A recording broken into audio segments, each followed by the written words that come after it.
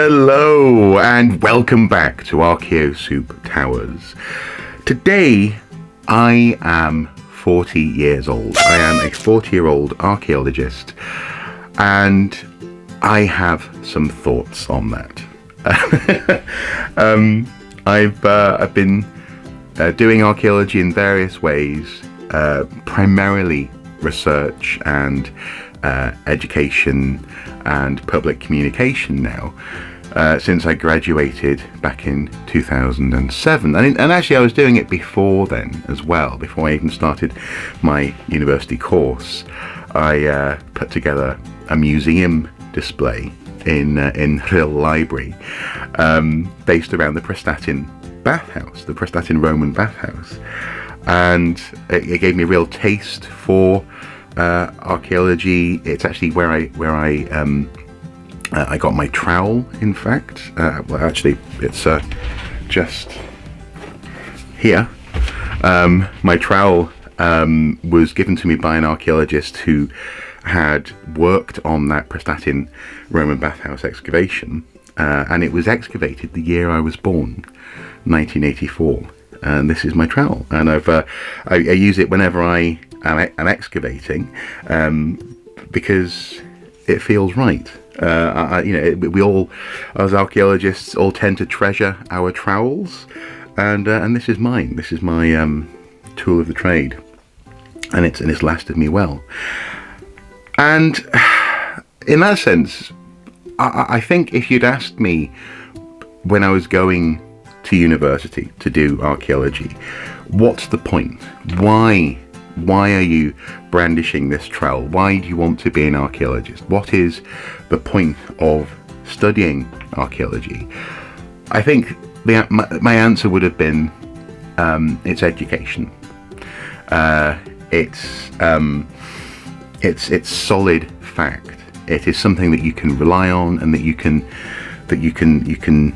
literally put your hands on. Artifacts from the past are facts, and not to go into tremendous detail, but my childhood was difficult.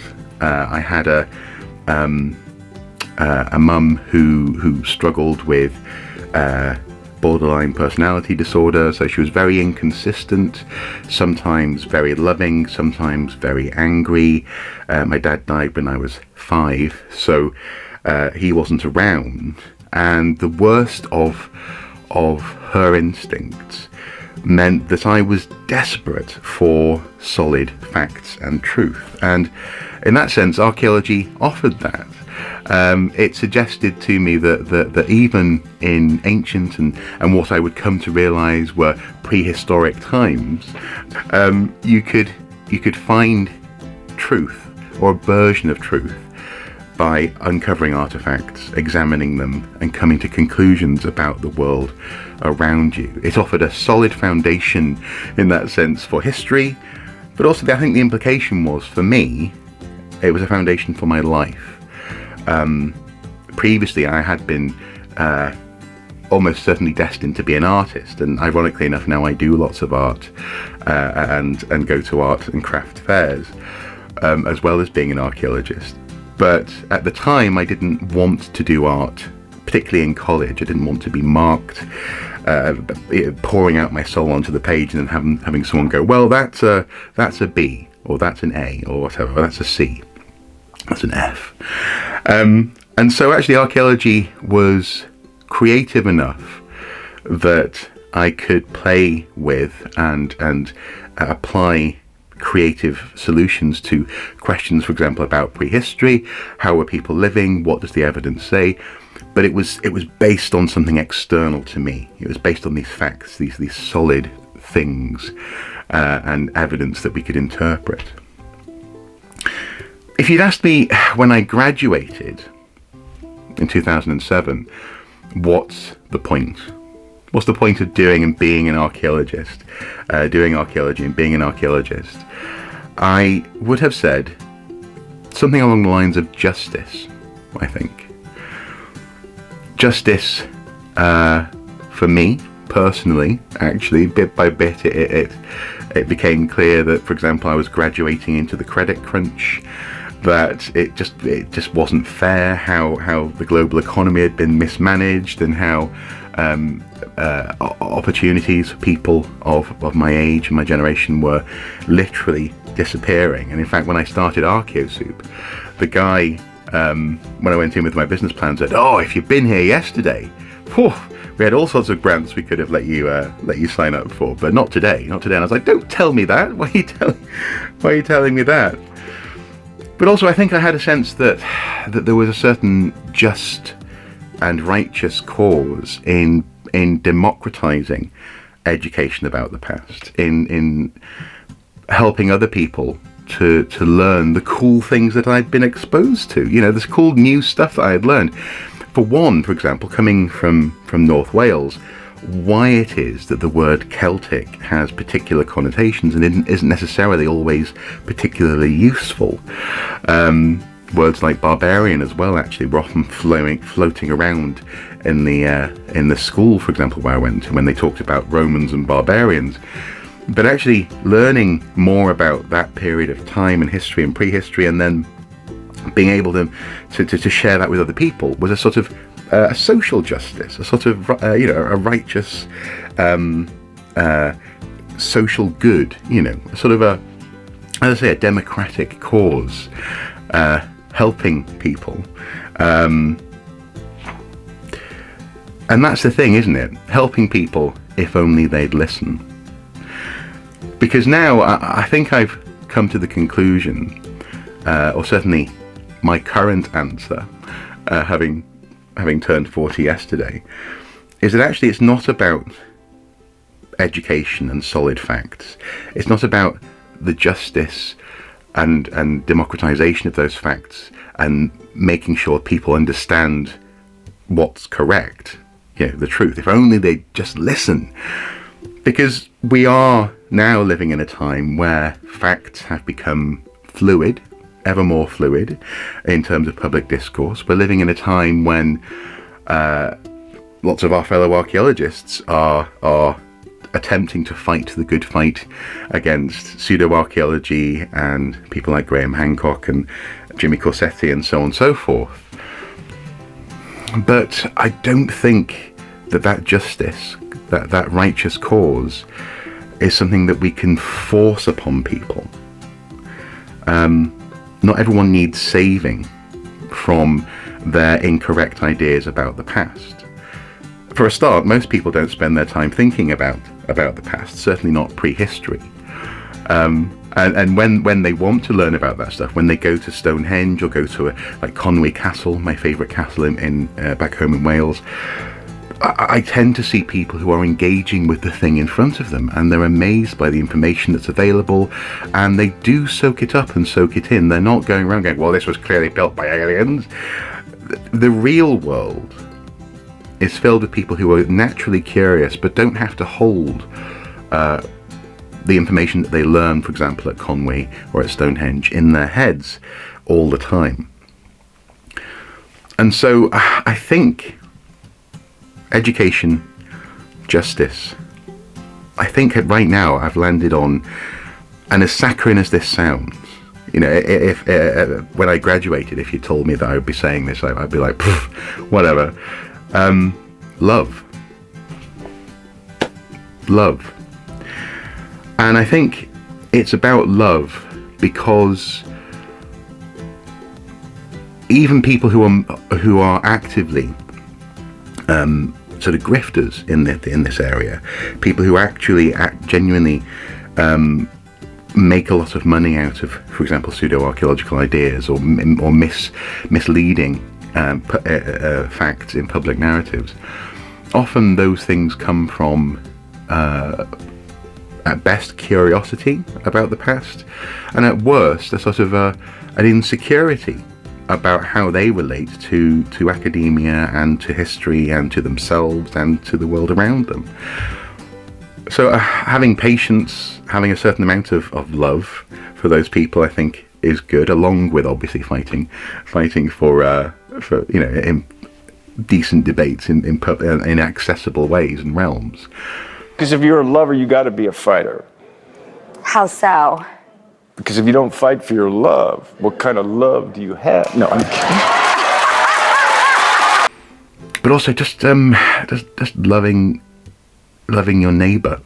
Like, again, it sounds so saccharine, but finding moments of commonality, taking the cool stuff that I've learned through my education, taking the passion that came about and this sense of a need to fight to democratize these facts and figures and truths about ourselves that ultimately express love.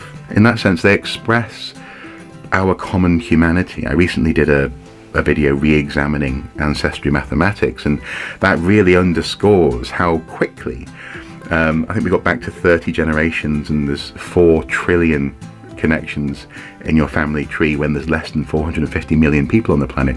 And the next generation, generation 31, would be 8 trillion. These numbers are massive, but they have massive implications, and that is we are all connected to each other. We all hope for the best for our friends and family, and we're all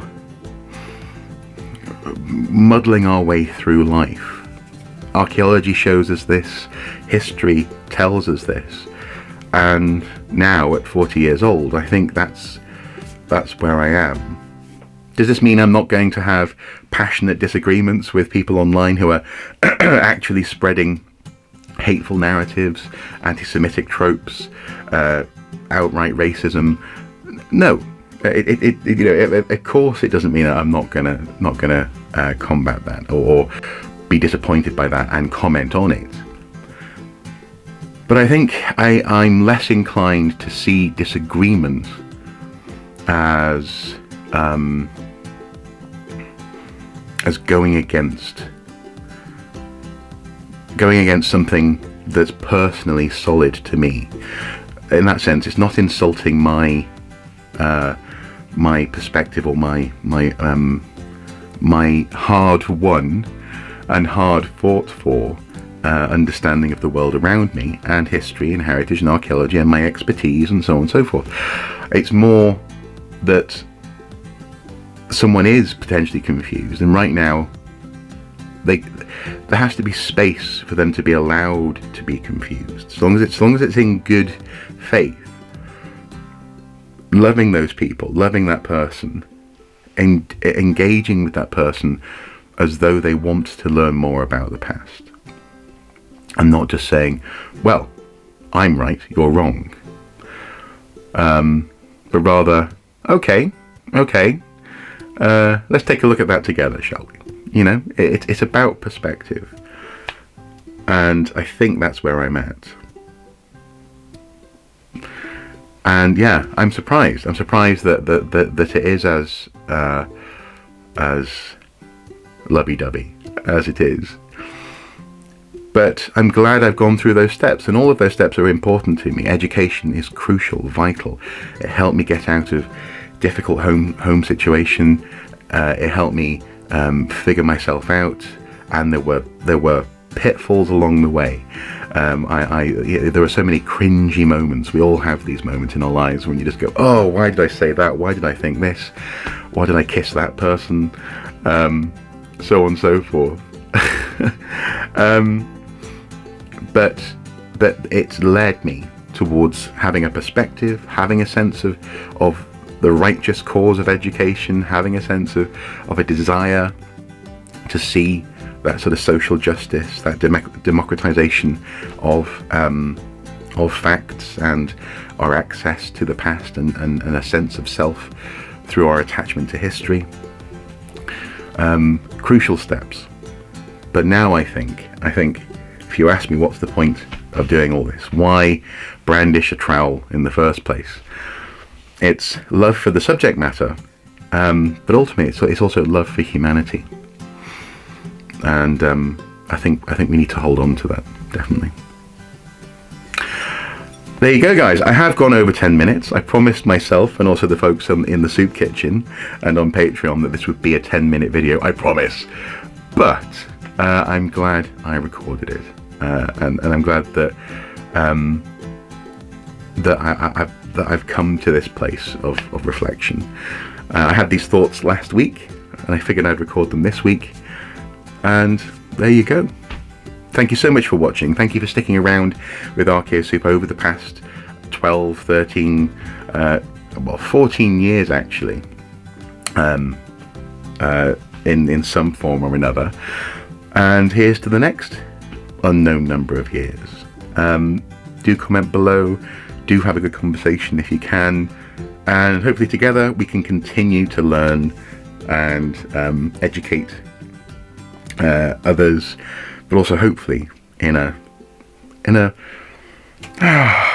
collaborative way, in a loving way. Until next time, guys, do take care. Bye bye.